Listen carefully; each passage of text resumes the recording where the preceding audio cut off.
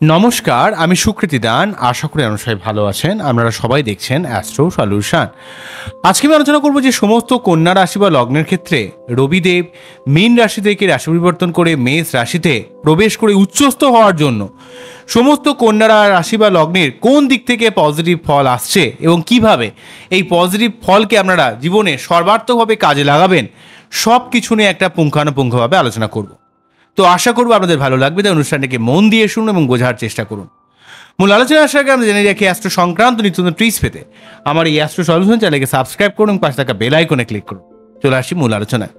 প্রথমে হলো দেখুন, কন্যা লগ্ন বা রাশির মানুষেরা অনেক বুদ্ধিমান হন, অনেক লজিক্যাল হন। ব্যবসায়িক কেন্দ্রিক ব্যাপারে আপনারা জীবনে যথেষ্ট উন্নতি করতে পারেন। আপনাদের মধ্যে একটা বুদ্ধি রয়েছে, কিন্তু আপনাদের মধ্যে অত্যন্ত দৈত্য সত্তার ভাব কাজ করে। করবেন কি করবেন না, যাবেন কি যাবেন না, সব ব্যাপারে অত্যন্ত একটা সিদ্ধান্তহীনতার ব্যাপার কাজ করে। তো অলরেডি কন্যা রাশি বা লগ্নের ঠিক লগ্ন সপ্তমে রাহুকেতু বা রাশি সপ্তমে রাহুকেতু সে 2023-এর অক্টোবর থেকে ডিস্টার্ব করে রেখেছিল। তার উপর এই কন্যা লগ্ন বা রাশির ক্ষেত্রে দ্বাদশপতি যে ব্যয়ভাবের অধিপতি এবং আপনার বিদেশ যাত্রা, আপনার জীবনে উচ্চশিক্ষা, গবেষণা, তন্ত্র মন্ত্র, জ্যোতিষ বা আপনার জীবনে সার্বিক স্পিরিচুয়ালিটি বা আপনার জীবনে মোক্ষ বা আপনি এই জগতে যে জন্য এসছেন সেই যে লক্ষ্য আপনার, সেই জায়গাটা যেহেতু লিড করে রবিদেব, সেই রবিদেব দীর্ঘদিন ধরে আপনাদের রাশি বা লগ্নের ঠিক সপ্তম ভাবে এখানে রাহু যুক্ত হয়ে ডিস্টার্বে ছিল। তো রাহু যুক্ত হয়ে ডিস্টার্বে থাকার জন্য আপনার পিতার থেকে একটা সার্বিক মনোবলে, এমনকি শনি যুক্তও ছিল। তাই শনি রবি এক তো বীজ যোগ, তারপর রবি রাহু গ্রহণ দোষ এবং বীজ যোগ, দুটো নেগেটিভ যোগ রবিকে অত্যন্ত ডিস্টার্ব করে রেখেছিল, যার জন্য পিতার সঙ্গে মনোমালিন্য বা পিতার শরীর স্বাস্থ্য খারাপ হওয়া, আপনার অনেক মানুষের সঙ্গে একটা ভুল বোঝাবুঝি ক্রিয়েট করা, ঠিক আছে, আপনার অনেক কাজ হতেও আটকে যাওয়া, আপনার জীবনে যে মোক্ষ বা জীবনে আপনি যেটা করতে চাইছেন সেই কাজটা যেন হতে আটকে যাচ্ছিল এবং আপনার অত্যন্ত ব্যয় বেড়ে গেছিল। এই জায়গা থেকে সমস্যা ক্রিয়েট করছিল। অনেক মানুষের সঙ্গে একটা ইগোয়েস্টিক একটা ক্ল্যাশ তৈরি হচ্ছিল, যার জন্য আলটিমেটলি ভাবে আপনি অনেক কাজের সুযোগ কিন্তু হারিয়ে ফেলছিলেন।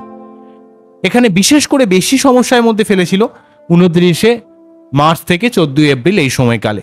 14 এপ্রিল যখনই রবি রাশি পরিবর্তন করে ঠিক মীন রাশি থেকে মেষ রাশিতে প্রবেশ করে উচ্চস্থ হয়ে গেল, তথা আপনাদের রাশি বা লগ্নের দ্বাদশভাবে ঢুকে গেল।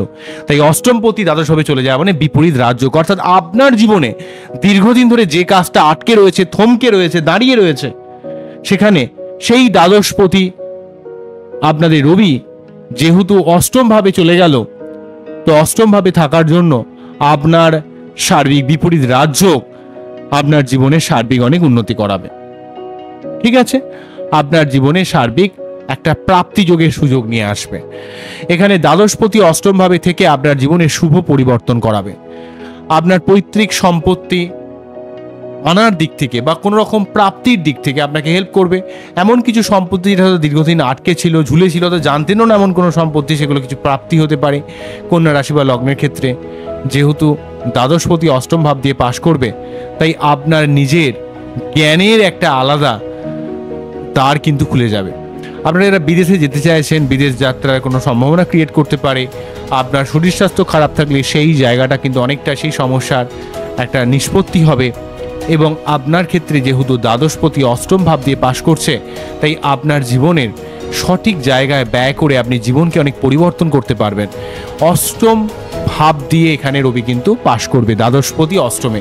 তাই আপনার জীবনের শত্রুতা নির্মূল করা, ঝামেলাকে নির্মূল করা, জীবনের সার্বিক প্রবলেম থেকে বেরিয়ে আসা, উত্তরাধিকার সূত্রে সম্পত্তি প্রাপ্তি, বিদেশ যাত্রা, আপনার জীবনের আধ্যাত্মিকতা, যত রকমের আপনার অকাট সায়েন্স রয়েছে, নিগূঢ় বিদ্যা রয়েছে, যেগুলোর মধ্যে চূড়ান্ত লেভেলের আপনার আধ্যাত্মিকতা, চূড়ান্ত লেভেলের মনোসংযোগের প্রয়োজন হয়, সেই সংক্রান্ত বিদ্যা, এমনকি গবেষণা হতে পারে, উচ্চশিক্ষা হতে পারে, সেই সংক্রান্ত জায়গায় আপনার অনেক সাফল্য হবে।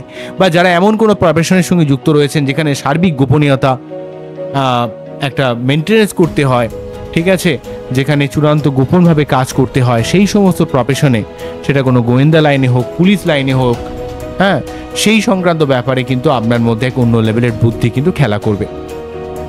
দ্বাদশপতি অষ্টম ভাব দিয়ে আপনার পাশ করার জন্য আপনার জীবনে ফাটকা জায়গা থেকে অর্থ লাভ আপনার জীবনে সার্বিক একটা প্রোগ্রেস করে দেবে।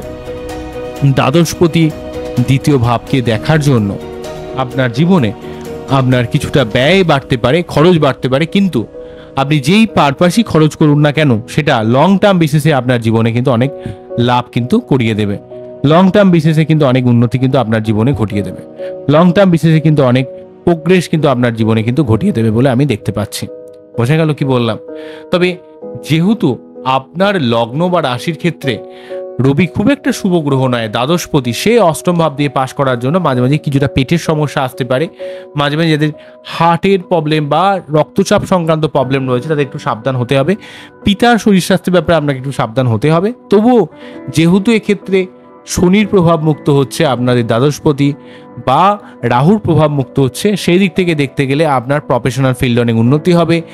বাবার দিক থেকে কিন্তু আপনি সার্বিক একটা সহযোগিতা পাবেন, পিতার দিক থেকে সার্বিক একটা সহযোগিতা পাবেন। পিতার শারীরিক কোনো অসুস্থতা থাকলে সেই জায়গাটা কিন্তু অনেকটা ধীরে ধীরে নির্মূল হয়ে যাবে। কিন্তু আপনাকে একটু সাবধান হতে হবে, যেহেতু অষ্টম ভাব দিয়ে রবি পাস করছে।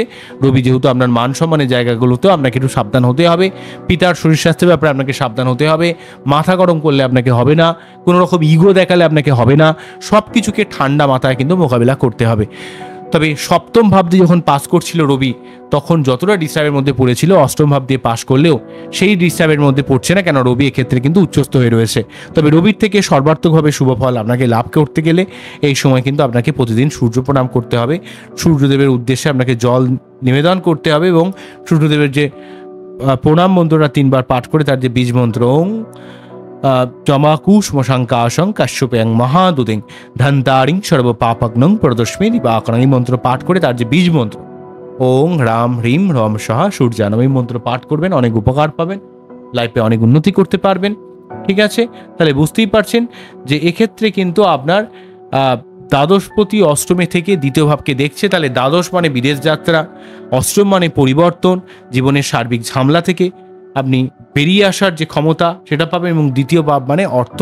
এমনকি আপনি আপনার নিজের মুখের ভাষাকে প্রয়োগ করে আপনি অনেক মানুষকে কিন্তু প্রভাবিত করতে পারবেন, মোটিভেট করতে পারবেন এবং অর্থ সেভিংস করতে পারবেন। কিছু কিছু ক্ষেত্রে আপনার খরচ খরচা একটু বাড়লেও পরবর্তীকালে কিন্তু সেই খরচটা আপনি অনেকটা মেনটেন্স করতে পারবেন। অষ্টম ভাব থেকে দ্বিতীয় ভাবে রবি দেখার জন্য ফাটকা জায়গা থেকে আপনার কোনো অর্থ আসতে পারে। তবে এই রবির থেকে সার্বিক শুভ ফল পেতে গেলে রবির জন্য অবশ্যই আপনাকে প্রতিদিন সূর্য প্রণাম করতে হবে। বোঝা গেল কি বললাম? এই হলো ওভারঅল ব্যাপার। আমার এই টোটাল অনুষ্ঠানটি আপনাদের কতটা ভালো লাগলো, কতটা আপনারা বুঝতে পারলেন, কতটা আপনারা প্রভাবিত হলেন, এই সার্বিক জায়গাটা কিন্তু আপনাকে অবশ্যই কমেন্ট করে জানাবেন। বোঝা গেল কি বললাম? আজকে এখানেই থামছি, আবারও দেখাবে নতুন কোনো ভিডিও নিয়ে। নমস্কার, থ্যাংক ইউ। আপনারা সবাই অ্যাস্ট্রো দেখতে থাকুন। নমস্কার।